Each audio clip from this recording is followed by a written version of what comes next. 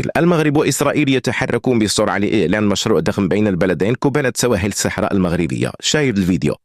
حصلت شركة أداركو المغربية ونيو ميد إنرجي الإسرائيلية على حقوق استكشاف وإنتاج النفط والغاز قبالة سواحل بوجدور في الصحراء المغربية، وذلك في إطار اتفاقية مشتركة تسلط الضوء على الطموحات الطاقية للمغرب في المنطقة. ووفقا للاتفاق ستمتلك كل من نيو ميد إنرجي المملوكة للملياردير الإسرائيلي يوسي أبو وأداركو التي يديرها رجل الأعمال اليهودي المغربي ياريث إلبا حصة 37.5% لكل منهما من حقوق الاستكشاف التي تغطي مساحة 30,000 كيلومتر مربع، بينما سيحتفظ المكتب الوطني للهيدروكربونات والمعادن بحصة 25% من المشروع. وأعرب يوسي أبو عن تفاؤله بفرص الاستثمار الطاقي في المغرب، مشيرا إلى أن ذلك قد يفتح آفاقا لتوسيع أنشطته في البحر الأبيض المتوسط وشمال إفريقيا. ومع ذلك فإن عمليات تنقيب عن النفط في المنطقة البحرية بين المغرب وجزر الكناري تواجه تحديات، حيث سبق لشركة ريبسول إسبانيا أن أجرت عمليات تنقيب في المنطقة دون العثور على كميات تجارية كافية. كما تفرض إسبانيا قيودا بيئية صارمة تحد من أنشطة التنقيب عن الهيدروكربونات، مما يضيف عقبات إضافية أمام أي مشروع استكشاف مستقبلي. التنقيب على النفط بسواحل الصحراء. مطالث كناريا لترسيم الحدود البحرية مع المغرب.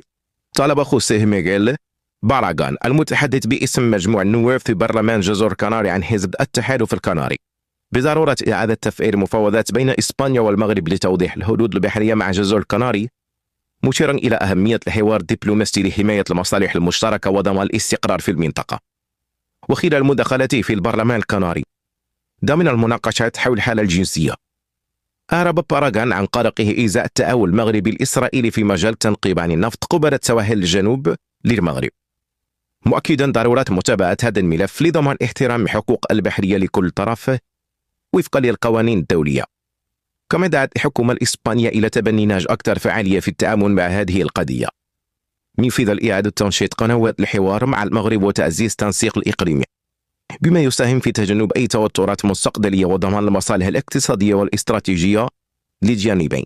يشار إلى أن موضوع ترسيم الحدود البحرية بين المغرب وإسبانيا من الملفات الشائكة في العلاقات بين البلدين، وكان البلدان قد أعلن عن تفعيل مجموعة العمل الخاصة بتحديد المجال البحري على الواجهة الأطلسية بهدف تحقيق تقدم ملموس، وذلك خلال الإعلان المشترك الصادر عقب الزيارة التي قام بها رئيس الحكومة الإسبانية بيدرو سانشيز إلى المغرب في أبريل 2022، والذي أعلنت من خلاله مدريد دعمها لمبادرة الحكم الذاتي تحت السيادة المغربية التي تقدم بها المغرب باعتبارها الحل الوحيد الكفيل بتسوية النزاع الإقليمي حول الصحراء.